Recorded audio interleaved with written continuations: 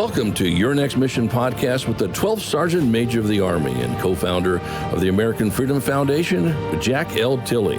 Proudly presented by Cavalry Agency, Navy Federal Credit Union, Purdue University Global, and Veterans United Home Loans.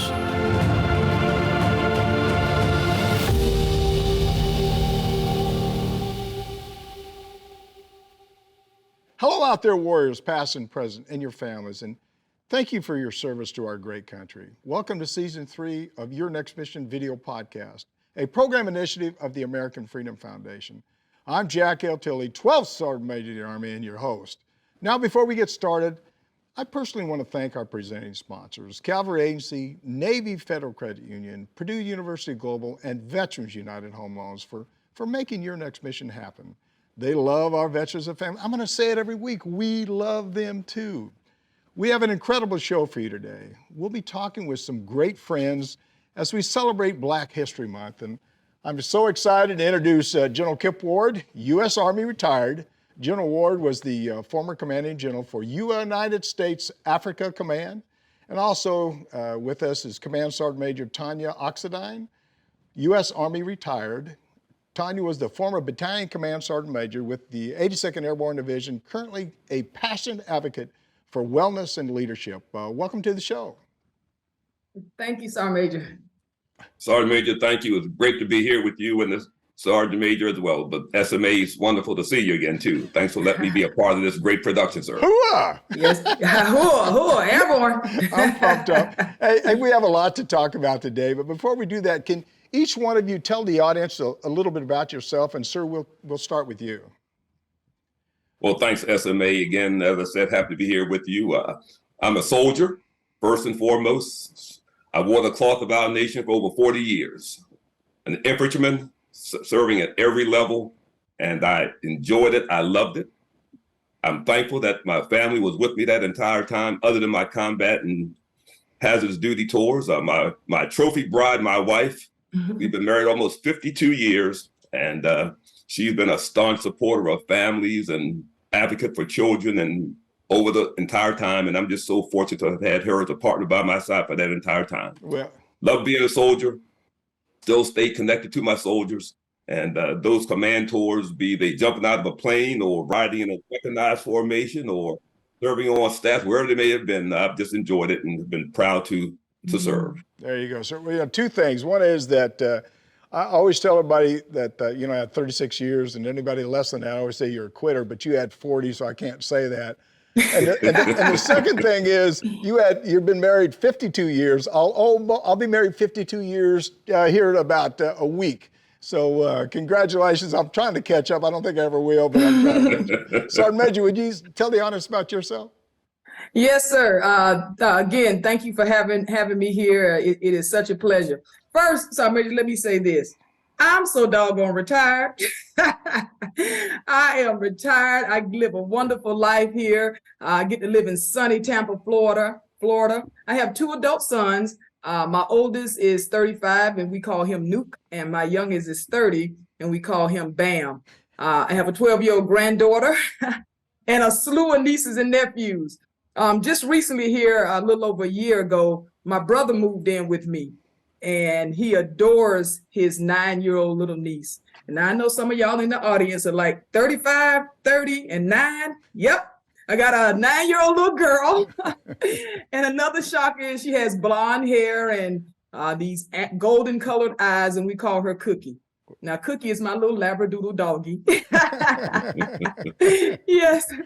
Well, anyway, I served a stellar almost 30-year career in the United States Army. I earned the highest promotion for my field, and I had a slew of leadership positions from drill sergeant, served in the 82nd Airborne Division as a master paratrooper, jumped out of perfectly good airplanes. Yep.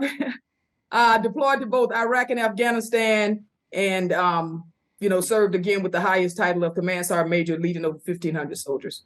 Love my country, love what I did, love taking care of soldiers and leading and serving. Well, God bless you. I've got a lot in common with both of you right there. But hey, it's sort of the theme for us this year's Black History Month is Black resistance. At face value, that sounds a bit negative. But when you dig down a little bit deeper, it really means that Black people throughout history have had to resist to achieve triumphs, success, and progress.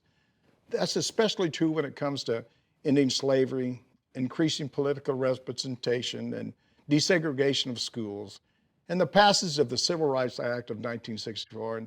And that's just some of the strides that we've been made. Considering this, I'm sure that the history of Black America has a special meaning for you. Can you talk about that and how that really shaped your life?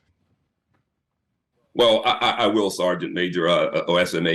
Two things come to mind when we think about Black history and what it means for me and really for everyone. And the two words are, for me, one is inspire and exposure. Because when you have something that you can look at, hear about, understand, that inspires you to move forward, then I think that's golden for all of us. You don't get that if you haven't been somehow exposed to it. Black history, when it began in the 1920s, Carter G. Woodson, was designed to do one thing, and that is to allow more of America to know more about what Americans of African descent had done when it comes to building this nation. And through that additional understanding and experience, you get inspiration to, one, do things for yourself, things that you can do, but also an inspiration because you know that your fellow citizens have also played a substantial, significant role in the building of this great nation. So for me, when it comes to Black history, it's about, one, being exposed to things that you otherwise would not have been aware of. And through that exposure, you then become inspired to, one, achieve, but also inspired to recognize to a higher degree the worth, the value, the contributions of your fellow Americans. Yeah. So, Sergeant Major, same question. How does that shape your life? Black history much shaped your life? Yeah, great question, Sergeant Major. So for me, Black history is not just, about Black history, it's American history. And it shaped my life because it represents influence. It's an opportunity to reflect on our ancestors, and reflect on what's happening now and those voices who led the way. It's also about telling the story of things that we don't get to talk about, that's not taught in our history books, and that may be overlooked in our history books. So if you can imagine, or when we imagine, sometimes the iconic movements of the civil rights movement, we think about the march from Selma to Montgomery. We think about lunch counter sit-ins or bus boycotts across the country. But what about, when white police officers were attacking Black beachgoers or attacking Black people who swam in local swimming pools? I'm from St. Augustine, Florida, so I'm going to talk about St. Augustine, Florida a little bit here today. So back in the 1950s and 60s, long before I was born, but not too long. I was born in 66. But St. Augustine, it was one of the most critical campaigns in the movement to desegregate the United States. White people did not like the idea of sharing water, the idea that something that touched us was going to touch them.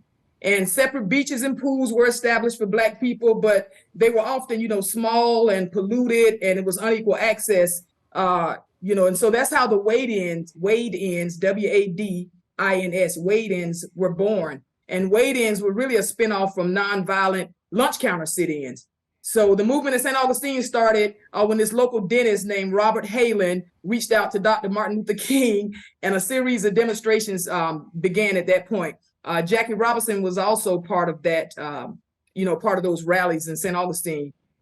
So bottom line, to make a long story short, I don't want to, unless we have the time, because this story really intrigued me when I found out that I was going to be a part of this. I wanted to do something a little bit more than what I've read, all the time in the Black history books. And I wanted to do something that was close to home, with me being from St. Augustine, Florida, which is the oldest city in the nation anyway, so even more history.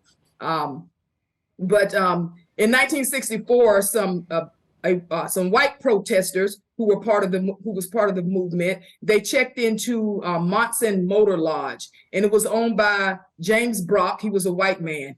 And those white protesters, they invited some black guests in to wade into the pool and swim in the pool. But James Brock came out with a huge jug of this hydrochloric acid, and started pouring it in the pool and pouring it on the demonstrators. And again, this moment was monumental in our civil rights history. And from that and some other things, of course, that influenced the Civil Rights Act was passed. Yeah. Some things continued to happen, even though the wait-ins were still going on. And, a lot of white people didn't want that to happen. And, back then they had signs that said white people only. Well, they changed the signs at, pools and things like that to say private club. And they raised the fees so that black people couldn't attend those places. And some of that has still been going on. It remains a battleground for us today. The beaches and pools still to this day. In 2009 in Pennsylvania, black kids were kicked out of a pool that they had rented. In 2015 in Texas, residents called the police on residents there, black residents who were enjoying the pool that day. The neighborhood pool. And just here recently, a few years ago in 2020 in North Carolina, a white hotel manager called the police on a black family that was using the pool during their stay here. So, again, it's influence, Black History Month is here, even like what General Ward said, inspiring and influencing people that we do matter. Black lives matter, and we have to keep moving the ball forward to ensure that we are always guaranteed equal social opportunities and equal protection under the law. Yeah,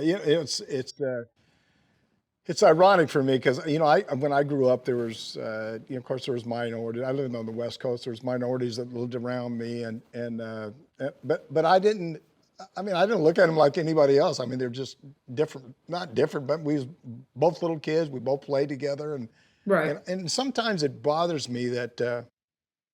It seems like we take 2 steps forward and 1 step back sometimes. Yeah. And I think that I wish that everybody could really be like the military. The military really is a melting pot. I told somebody last year we did the show, and I said, not once in my life have I ever asked somebody what color they was that was when I was in war, that was to my left or right. I don't care. I just want to do your job. I want everybody to do their job. And I think the problem we have is, and we'll talk about it in just a second, but the problem we have is we don't learn about each other, and we should learn more about each other. And right. So I think that's why we're having this show today, to talk about things or differences and maybe educate people a little bit more. Sir, to follow up, would you talk about some of the great Americans who have gone before us and the impact they've had on this country? And I can think of a couple myself when I think about General Powell. He was, I met him the first time when I was a sergeant first class. And of course, you can talk about the Secretary of Defense in Alston. There's a lot of people, but who do you look up to? And I guess who probably mentored you a little bit as you've grown up? Well, SMA, that's great, because I believe each of us has in our life someone who we've always admired, looked up to. You know them personally, or we've read about them, or we've heard stories about them. You clearly mentioned names that are very familiar to many Americans with respect to moving forward. Many of those names are names that many Americans know. Tuskegee Airmen, as an example. Dr. Charles Drew, who discovered blood plasma, as an example, who, even though he discovered blood plasma, got sick and then went to be treated at a hospital where his discovery could save him, but because he was a Black American, he was denied that treatment. How ironic is that? Someone like the inventor of the stoplight, the traffic light that we have, Garrett Morgan, the air brake system on trucks and trains. So things that we use every day are there.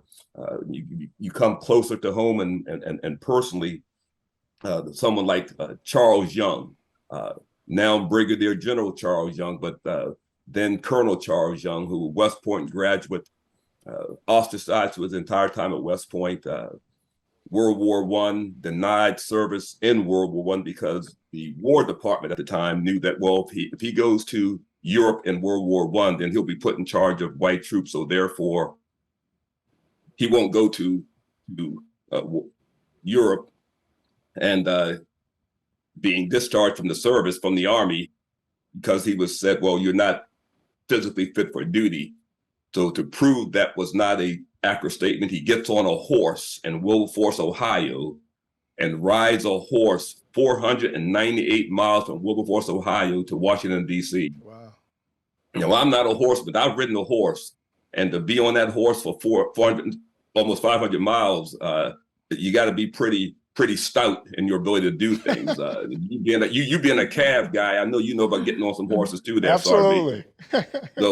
So men like that that I know, and then women, the women of the 688 Postal Battalion in World War II, all Black unit of women who form an organization to clear up the backlog of male for soldiers serving in Europe in World War II. Now, we know how important male is to morale, to readiness, et cetera. And the mission was that, well, this can't be done and it'll take 3 years to get this backlog of male sorted out. And this battalion of Black women go and do it in 6 months.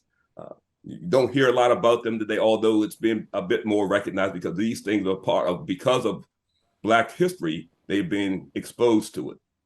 Another group, the Triple Nickels, the 555 Parachute Infantry Regiment. When I was a young paratrooper in 1971, 72, 73 in the 82nd Airborne Division, I heard about this organization, but I didn't know a lot about it. And, it took me almost 20 years later to finally meet one of those original men, First Sergeant Walter Morris, the first sergeant of that platoon of the first Black paratroopers in 1943. Down there at Fort Benning, he's there, the first sergeant of a service company, doing all the orderly things on Fort Benning, and he's watching white soldiers go through jump school and said, wow, well, we can do that too. And he assembles a group of about 40 soldiers, and he's mimicking the training. He sees what's going on, and so he's doing the same thing, and he gets an opportunity. We'll bring these soldiers together and let's see what they can do. And they become the first Black paratroopers, the Triple Nickels. Obviously, the Army still segregated at the time, so the 82nd Airborne Division, the 101st Airborne Division said, well, they can't come into these outfits because we're a segregated Army. So you have this group of Black trained paratroopers, and I'm meeting First Sergeant Walter Morris there in 1996 or 7, I believe, when I was Assistant Division Commander in 82nd. And I'm talking to this man, and my jaw is dropping as I'm listening to these stories.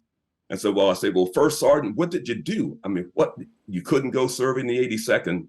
He said, that General, what we did, the U.S. Forest Service, so we've got these paratroopers. He didn't say Black, we have these paratroopers that the Army can't use. Now, at the time, the Japanese were floating incendiary bombs across the Pacific to set fires in the great Northwest of the United States of America, forest fires. And as it turned out, these Triple Nickel paratroopers were seconded to the U.S. Forest Service to jump into trees, set on fire to fight forest fires. Now, when I was a paratrooper, I was trying to stay out of trees. And these men were jumping in the trees. Yeah. And not only they were jumping in the trees that were on fire. Yeah. And they designed the equipment that was used, the cage, face coverings, and all. They designed that and themselves to do that. And as it turns out, the first Black man or the first person killed because of the fighting on the soil of America was Private Malvin Brown, a Black American, part of the Triple Nickels, who died while jumping into one of these forest fires on the West Coast. And so it's those sorts of stories that when I hear about them, that inspire me. And obviously the luminaries that we hear, those names, those are all well-known names. As you mentioned, obviously Colin Powell, our current Secretary of Defense, obviously, but names before, the names that we called and mentioned. But when I hear names like Malvin Brown and the Triple Nickels, I said, these are the things that tell you that, yes, we have served, and they've served with distinction, with dignity, with honor, and they've served in ways that and not always recognized. And so when you have this period of time that you can recognize and you can understand and you can hear about that type of service, you say to yourself, my goodness gracious, yes, there have been contributions made to our great nation by all of its citizens. And through these programs, through these activities, we get a chance to hear about them, be inspired by them, be influenced by them, and to go on to achieve greater excellence. And one of the things that I use as a motto when I talk to youngsters, I talk about being exposed to things, but I say to them, if you see it and you believe it, then you too can achieve it. And when you create that type of attitude within yourself, there's no limit to the successes that we can enjoy as a team, because we all contribute in some mighty, mighty ways to the team. And I know, as I've heard you say on many, many occasions, it doesn't matter what your rank is, what your position is. If the job exists, then there's a need for it. There's a need for it to ensure the success of the team. Yeah. You know, just like Dory Miller there in World War II. I mean, he's a cook on a battleship, but when the need came, he manned that anti-aircraft gun and did his job. And to your point, it doesn't matter what you look like. We just want someone that's doing their job. And the point of Black History observance is to say that, yes, Americans of Black and African descent have also done the job. And that recognition now makes us all better, and quite candidly, makes us better appreciate each other. And through we have a country that lives up to what it's designed to do. Yeah. You know, as you're talking, I'm thinking about so many different things. But I was really thinking about leaders that inspired me when I was a young soldier. Like, I remember the first time I met General Powell. I was a sergeant first class, and I was really at awe. And I wished our country could be like the military. The military is really a good melting pot where everybody comes together and they don't worry about color. They worry about who's in charge. I mean, who can do the job, what can get done. And I think we've made great strides in our country too, and of course in the military. And sometimes it's hard for me to fully understand why we have issues and why we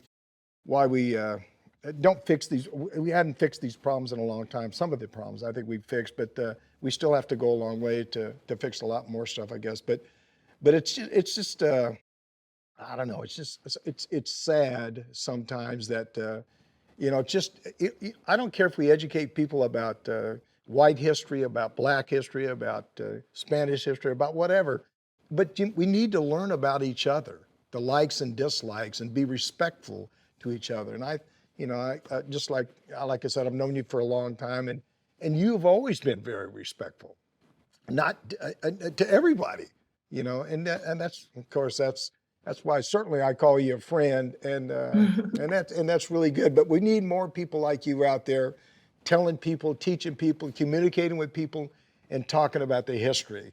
And I think that's really important. Sergeant Major, we spoke, during our prep call about taking care of people. Can you elaborate on that and on that a bit? And it's so important for us to talk about, about Black History Month for you also. So. Yes, Sergeant Major. First, I want to take what General Ward reminded me.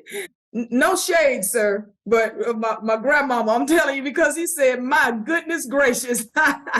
He said, my goodness gracious. So I'm going to start my this answer off with that. My goodness gracious. I'm getting chill bumps sitting here doing this morning because I'm learning so much, and I'm hoping that your audience is learning so much.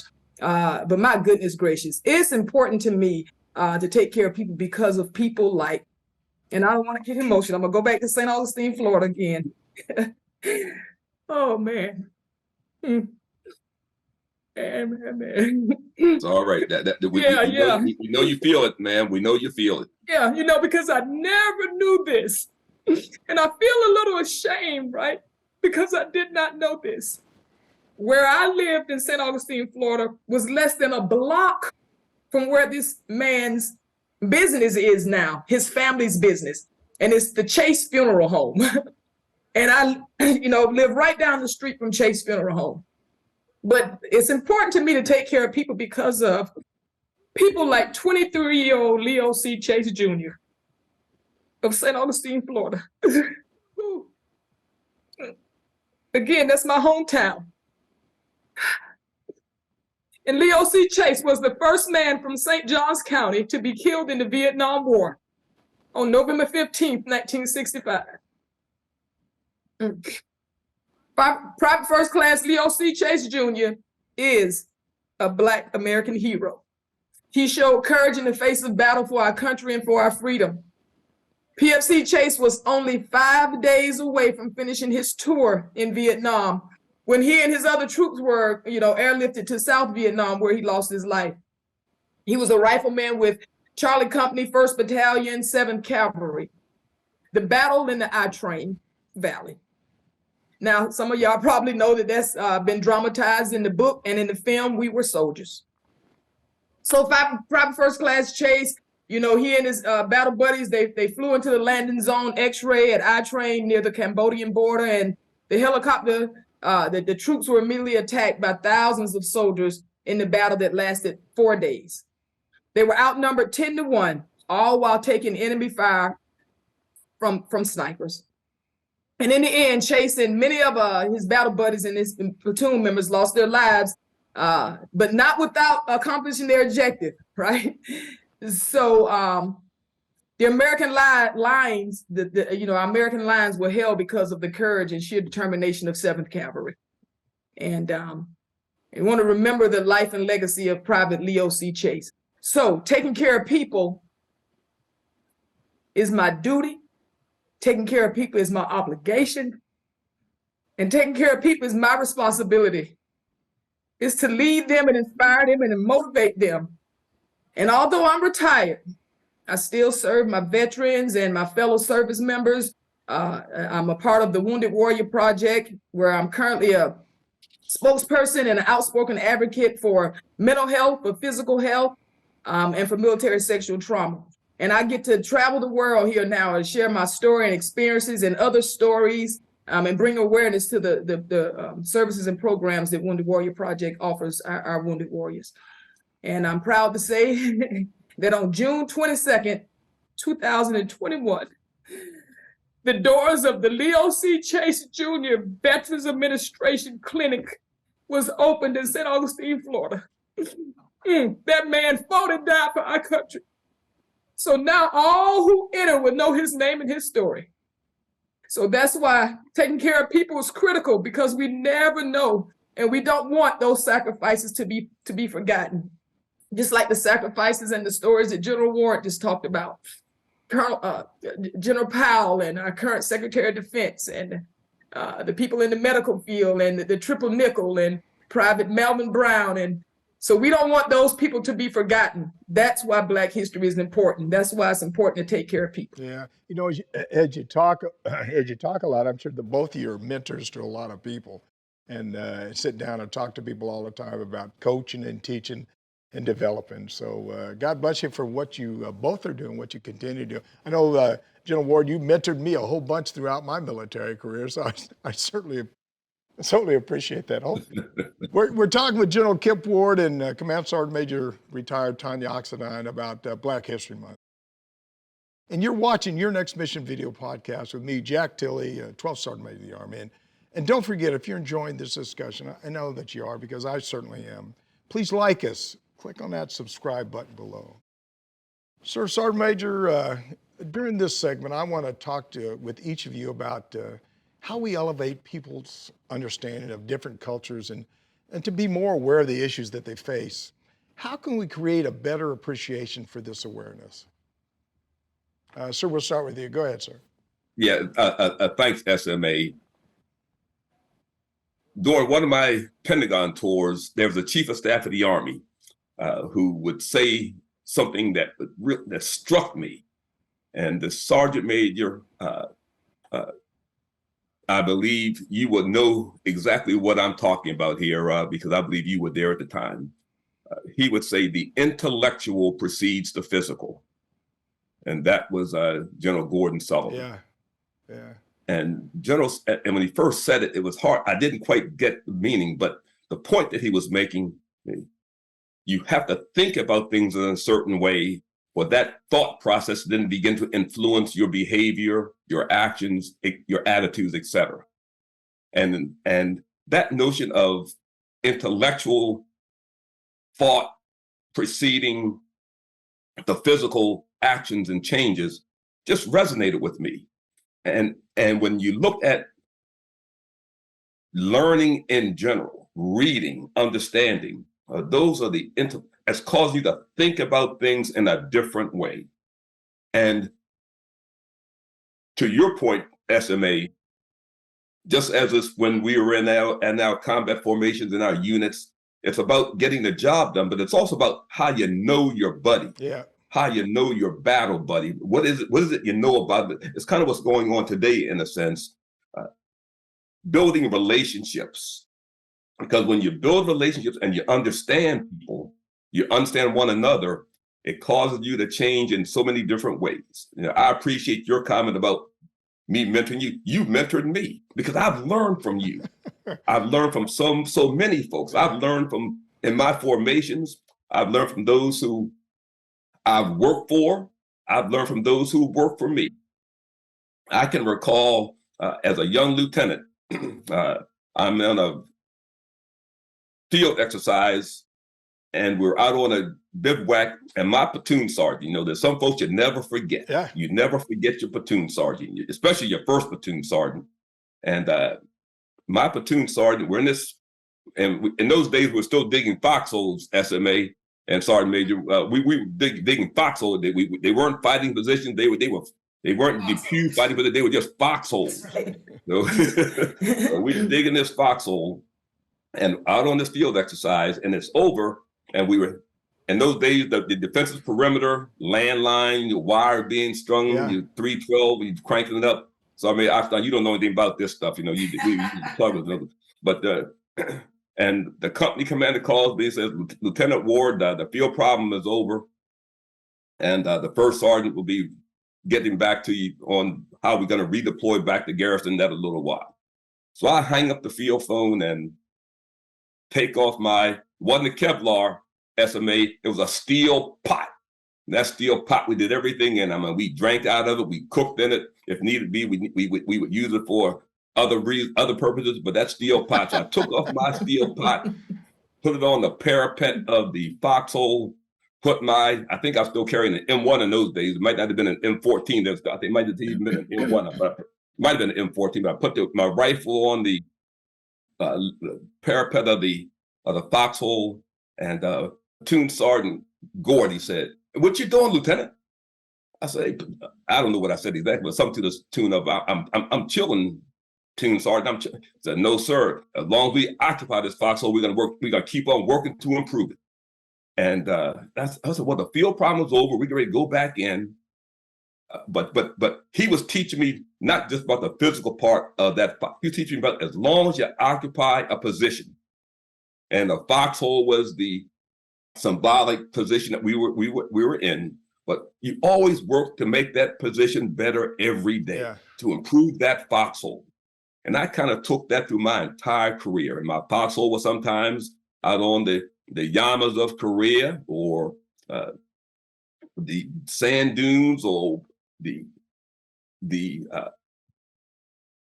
I guess the ice crevasses of Alaska, or the Kahukus in Hawaii, but wherever I was, the halls of the Pentagon, my officers there, and the Joint Staff and whatnot, it doesn't matter where they were. Those combatant commands I was a part of, my time in Israel as the U.S. Security Coordinator, wherever I was, that was my foxhole.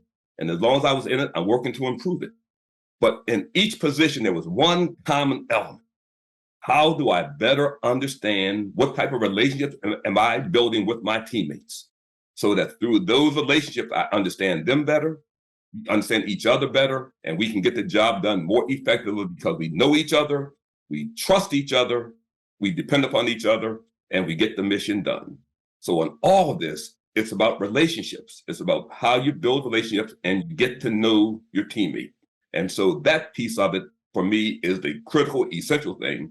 And what we are going through right now with this observance of the contributions of Black Americans to American history is building relationships. We're getting to know better each other.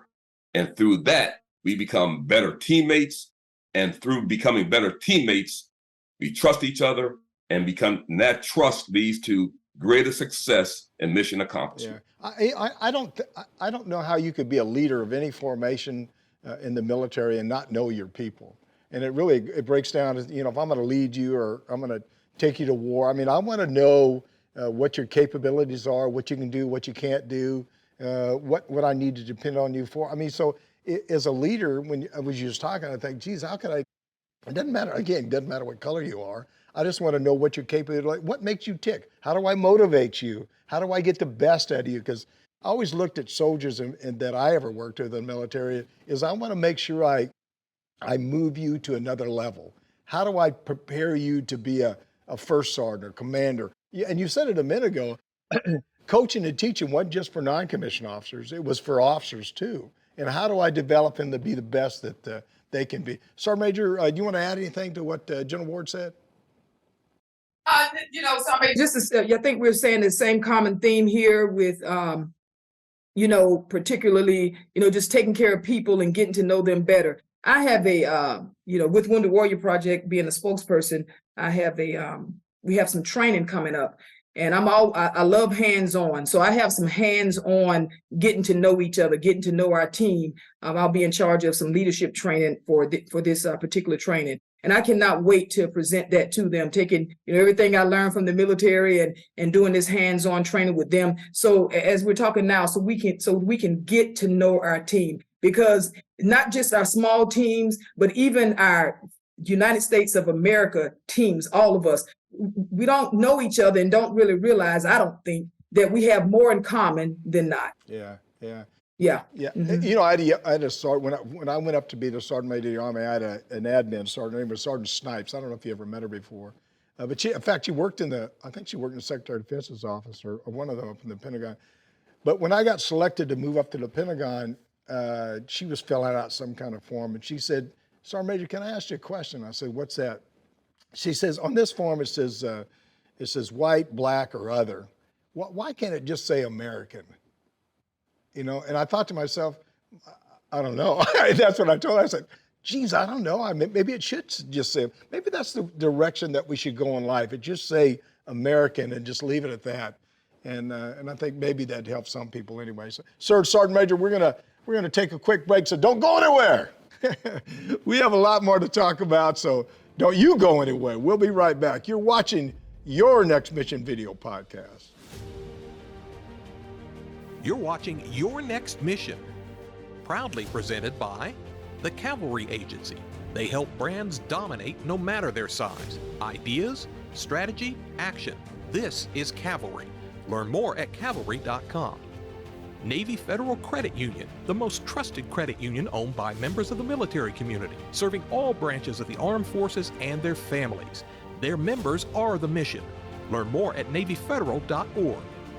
Purdue Global, providing affordable online education for hardworking adults. Learn more about a personalized, innovative, and world-class education at PurdueGlobal.edu. Veterans United Home Loans, the #1 VA lender for 5 straight years. If you're buying, they're funding your dreams. Learn more at VeteransUnited.com. Now back to your host, the 12th Sergeant Major of the Army, Jack L. Tilley.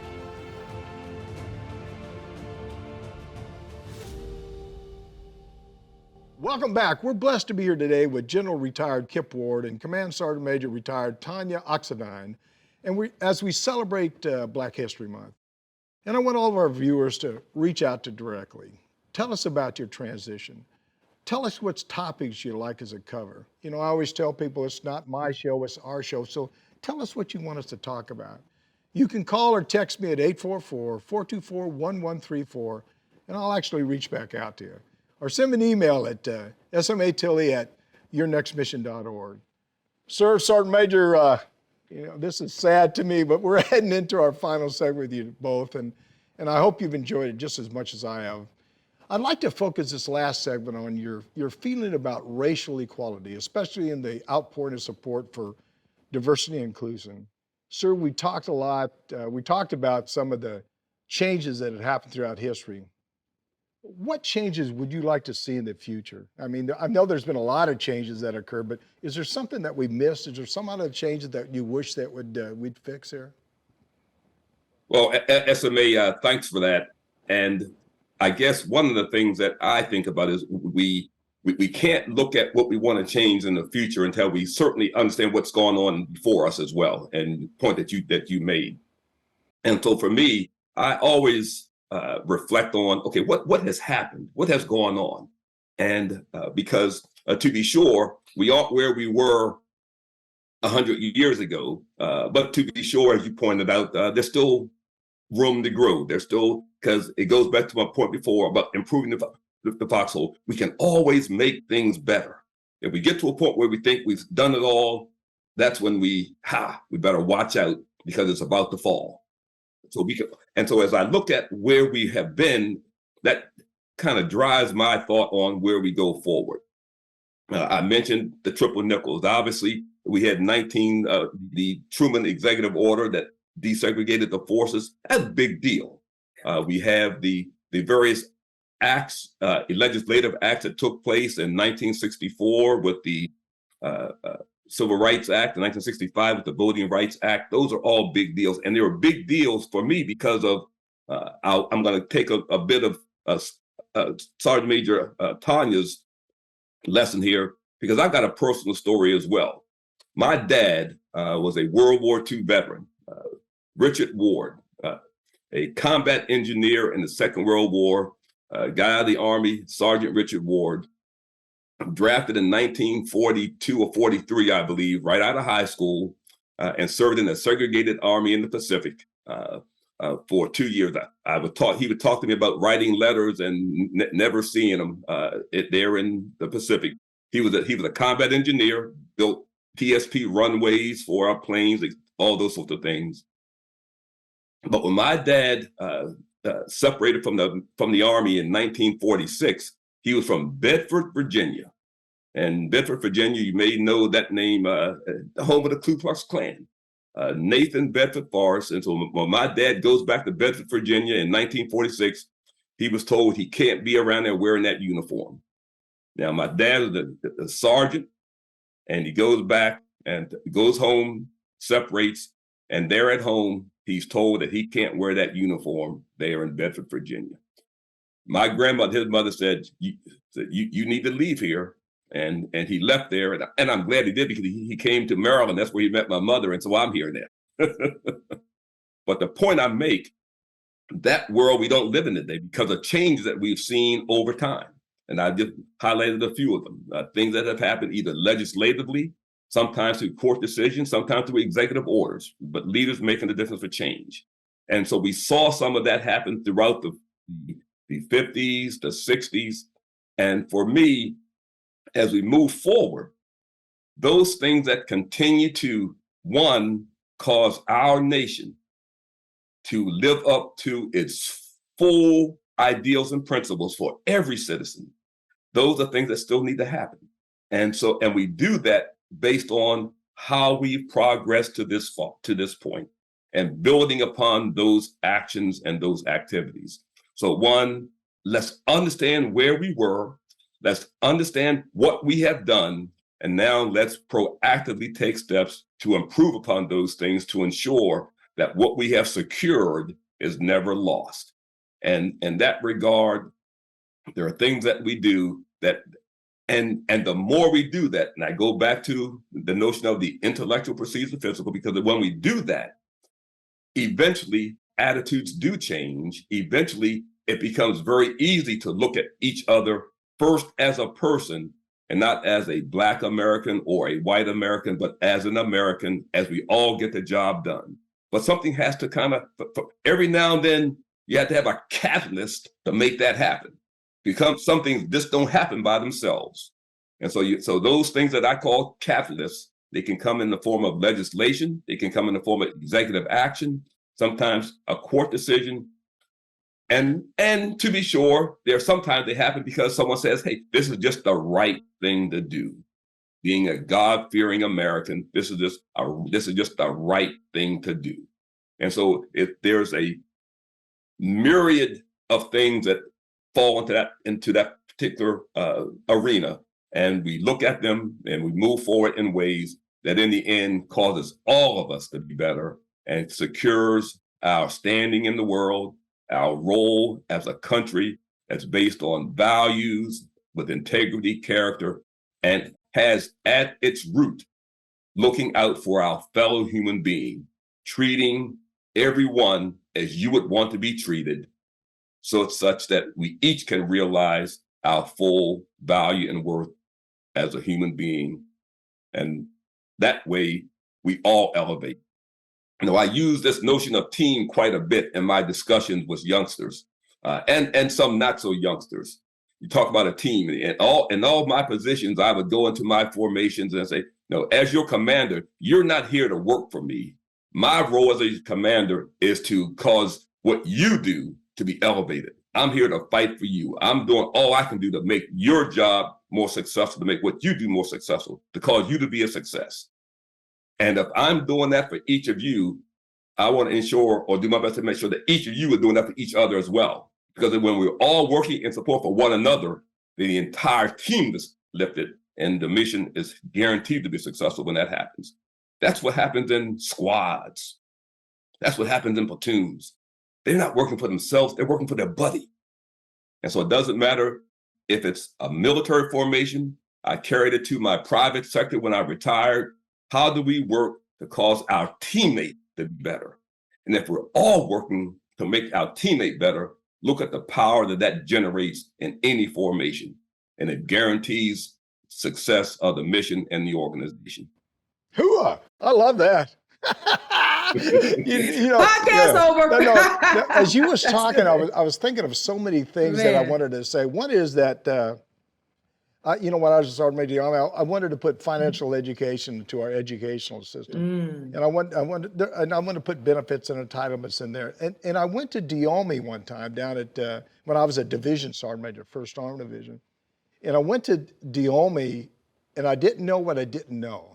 And when I got there, I realized that maybe I was saying some things that would be offensive to somebody else, that was just common discussion sometimes. Not that I was trying to be hurtful to anybody. And so when I came back out of Diomé, I went back and I set up an educational program within the division about equal opportunity. You know, when I deployed the 1st Armored Division with General Nash at the time, General Nash down into Bosnia, I took a few things with me. I took, of course, I took retention because I wanted people to re-enlist when they was down there in the service. But I also took equal opportunity, and I had the divisions or brigades to have equal opportunity classes. You know, they have downtime. We talk about that all the time. But I think we need to do something as far as education within our schooling system within our country. And so it's not something that you learn when you're in college or when you're out in the civilian sector. You have to start at a different level to start educating people about cultures a lot earlier, I think, in this country. Sergeant Major, you want to add anything to what we talked about there just a minute ago about changes? What kind of changes you'd like to see, or maybe we missed, or we want to add in there? Yes, I think, even in military and throughout our country, we're making changes. Not only, just for all Americans and for Blacks in particular, but also for women in particular. We made some changes in the military, for women. And then, again, across our civilian sector, we're making changes for women. So again, just getting to know each other better and like General Ward saying, elevating people so that we elevate the team to be better. Yeah, the key to success is communications and be a good listener.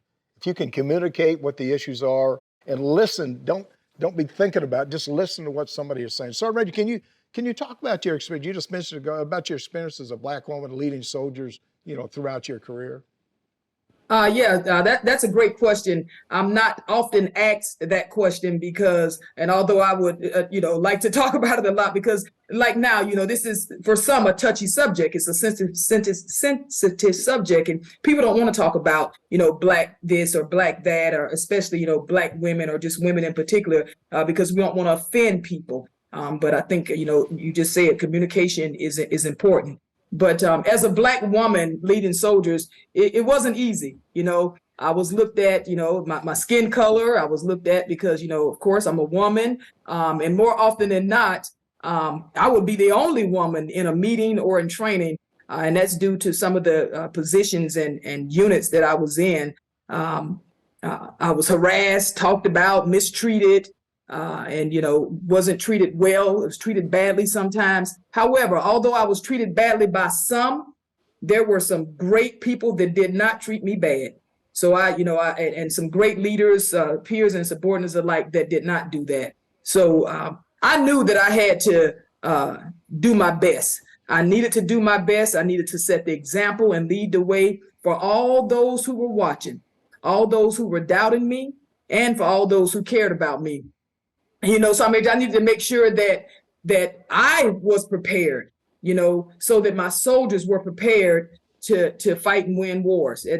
That's our mission at the end of the day. And I needed to make sure that I did that. And I did that by being stern, by setting aggressive goals and for promotion and for assignments, because I needed to be in positions and I needed to be in places where there were less of me, where there were less Black women, right? And so I needed to be there so that I could, go there and make a difference and motivate them and prepare them to be better, like General Ward said, so that I was able and be in a position to take care of America's sons and daughters, And I think, you have to love what you do. I absolutely love what I did.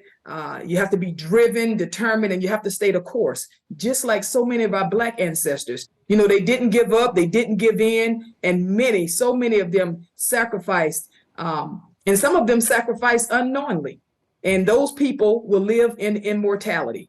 And I say that to my sons sometimes. I used to say, oh, my kids. Well, if you remember, I said they're 35 and 30, and it's like, Mom, stop calling us kids, right? So now I say my sons, and for my nieces and grandnieces and nephews and things, I really want to be an example to my family now, and to others, and hopefully I can live in immortality with the books that I write here one day, and hopefully one day there'll be somebody be in an attic and blow off that book and be able to read some of my experiences and leadership and things like that to live in immortality. And to live in immortality like a woman named Henrietta Lacks. Her name is Henrietta Lacks. And unless you're in the medical field, you probably never heard of her before. But Henrietta Lacks was a young Black mother of 5. She died in 1951 after being diagnosed with aggressive cervical cancer at Johns Hopkins. She was, of course, a woman. She was Black. She had limited education, limited finances. And what makes her so special is that her cells were among dozens sent to a lab, and they were the first to ever survive and grow. And her cells were so unique and aggressive that they were later described as 1 in 3 billion. So scientists, I don't know if you guys ever heard of this, a gentleman ever heard of this, but scientists call her cells HeLa. They took the first 2 letters of her first name and the first 2 letters of her last name. So HeLa cells were used to test polio vaccine, develop in vitro fertilization, and several other chemotherapy drugs. And her cells just continues to this day to grow and grow decade after decade. And they're grown and sold around the world. So her legacy will live on in her cells. She will live on in immortality. So much so that they even traveled to space and her cells have been embedded in a nuclear bomb. And again, I didn't know this about her, but I wanted to research and find someone that I had never heard about in the history books. The doctors even tested her family's blood, unbeknownst to them. They didn't understand what was going on back then. They had no idea. And unfortunately, to this day, some of her family members are still being torn apart by the burden of those cells. And I think we really ought to think about the Lacks family as some of the greatest philanthropists, in medicine of all time, because it's the way the HeLa cells have contributed to breakthroughs in our world, and it's still doing that to this day. Black women have had so many obstacles to go through and so many hurdles to overcome. And when I swore my oath, not really understanding it then, when I raised my hand, that's a different story, but and why I joined the military. But when I figured that thing out, and it didn't take long for me, and understood what my oath was, and swearing in, and why I did everything that I did. And I always took pride in to do everything in my power to always improve, to always exceed the Army standards in taking care of people. And it's because, people like Miss Henrietta Lacks, who's often forgotten, that, women matter, our people matter, Black people matter, and it's not reasonable or unreasonable to demand that people are taken care of and treated fairly. Yeah, absolutely. First of all, let me say thanks a lot for being on the show. I mean, you've educated me on a lot of stuff that I know a lot of stuff, a little bit, but probably not as much as you guys talked about. But I appreciate what you do and what you continue to do, and it is about coaching and teaching and mentoring and developing and educating people, all people, about the differences of our cultures. Any final thoughts? Anything you want to share with the audience that maybe we didn't touch on? Sir, we'll start with you. Any final thoughts you want to share? I guess SMA, my final word, and we could do this all day because one, I just like being around you. You're a good man, and I just love being around you. I had a point in time before I got to although I can still maybe 2 or 3, but I took my one-arm push-ups from you. I mean, I stole that from you. I mean, I was, and that to me was another great little piece to do that. You do certain things to get folks' attention. Because the first thing you got to do is you got to get somebody's attention. If you want to teach them, you got to get their attention. And doing a one-arm push-up, for me, just like I saw you, that got my attention. And so I said, well, it got my attention when I saw the SMA do it. So I think I'm gonna do it, and it got attention as well. So I was a push-up guy. Then when I got to Tonya Oxendine, when I got to about the 75 point, and I started to fade a little bit, and the youngsters were still knocking them out, I just reach over and go to one arm and knock out about 10, and then they just stop and all. So that was all I needed to do there. So, but for me, when I look at, the final piece of it, this notion of history is a big deal.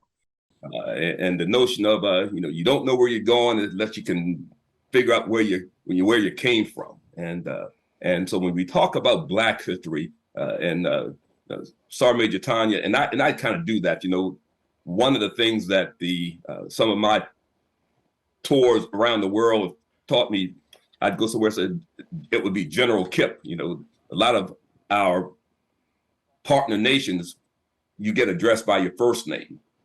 And so I'd go somebody, General William or General Kip, as opposed to General Ward, my last name and whatnot. So when I say Sergeant Major Tonya, it's a sign of it. It's a term of endearment, ma'am. But when I say, hey, SMA Jack, it's because, buddy, because that says we're tight. Hoorah! But again, history, Black history is American history. Absolutely. And as was pointed out, there's so much of what was done in American history by Americans of African descent that has not been talked about, not been appreciated. And these programs are designed to do just that. And it's not just for Black Americans, they're for all Americans. And why? So that we all better understand and know each other. And in so doing, we act as a team in a lot more effective way. And so for me, this is about how we get to know each other better. And through that better understanding, we are better able to achieve mission success because we can take care of each other, understand each other, and we know what makes each other tick in ways that say, yeah, I know that this is important to my teammate. And if it's important to my teammate, it's important to me. Because when it's important to all of us in ways that matter, then the mission is successful and we get elevated. And by the way, the bottom line is, hey, it's the right thing to do. And I would say to all who listen, take time to understand, because through that understanding, you understand who they are, why they are. And when that happens, we move along in ways that we can all be very, very proud of. You know, as SMA, as you mentioned, we've come a long way. I mean, my father, what he experienced, we've come a long way. As I talk to my young grandson, you know, my children, like you, Sergeant Major Tonya, they're older. My son is 50 years old. Our daughter is 46. We've got 2 grandchildren. I talk to them. They don't go through what we went through, but they have their own challenges as well. And so how they grew up in this society, we all have to keep on improving the foxhole, making it better. And that's what we'll do. And that's what this is about.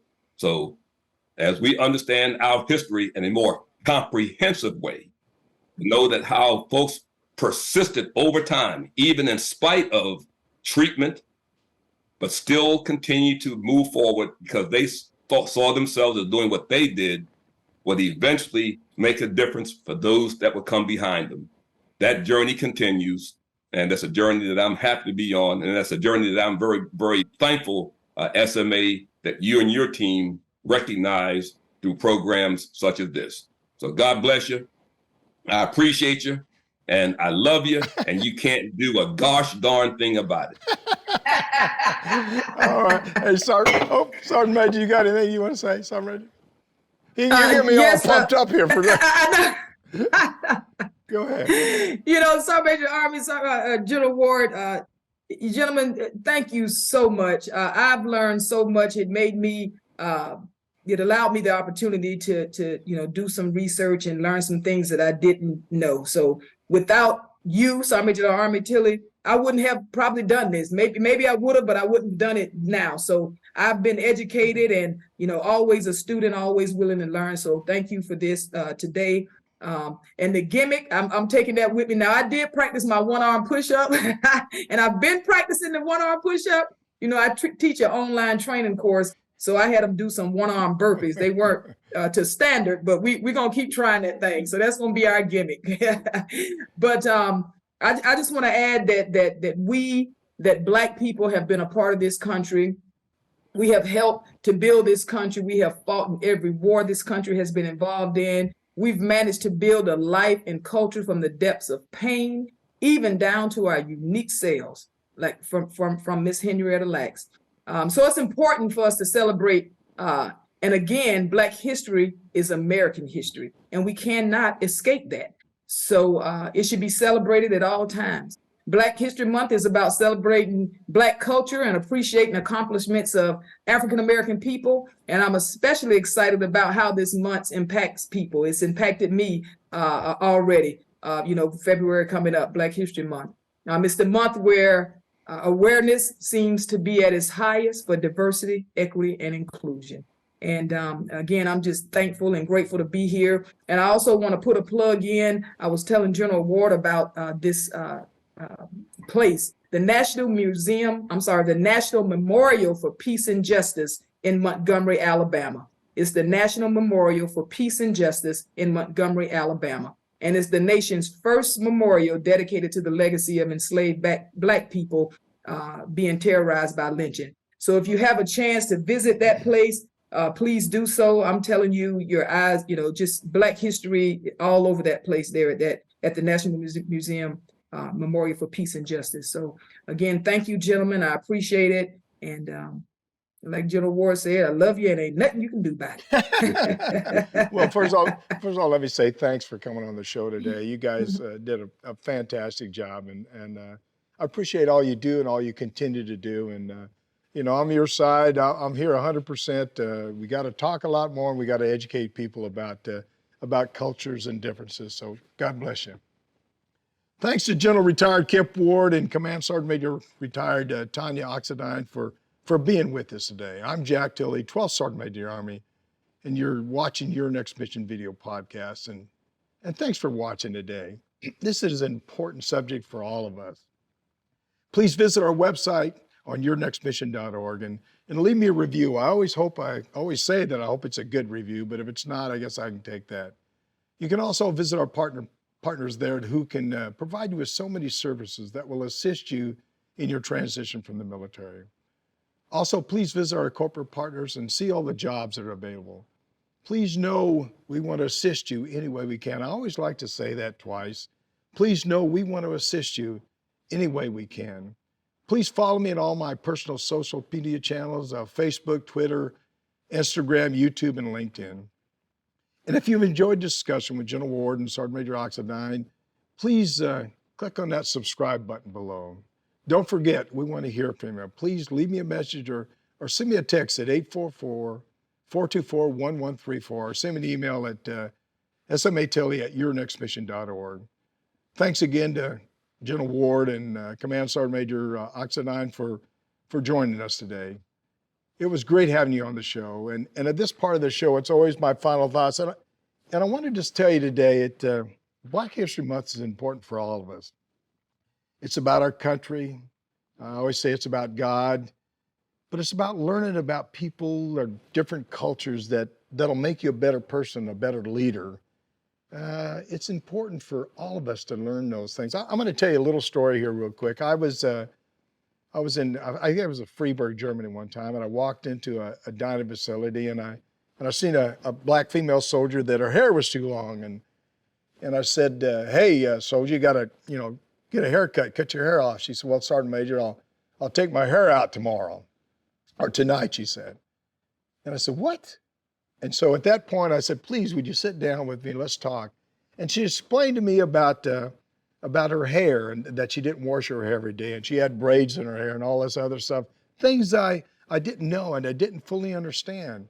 You see, it's important for everybody in this country to understand, again, the cultures and the differences, so it makes us a better place for all of us. We live in a great country, and we're all great people. There's no question in my mind about that, but let's learn about each other. Let's understand each other maybe just a little bit more. Again, thanks for watching. Thanks to Cloudcast Media, New Mind Studios, and of course, our 4 presenting sponsors, Cavalry Agency, Navy Federal Credit Union, Purdue University Global, and Veterans United Home Loans. We appreciate all you do for our military. And as always, see you on the high ground. Hooah! You've been listening to Your Next Mission, brought to you by the American Freedom Foundation. Learn more by visiting yournextmission.org.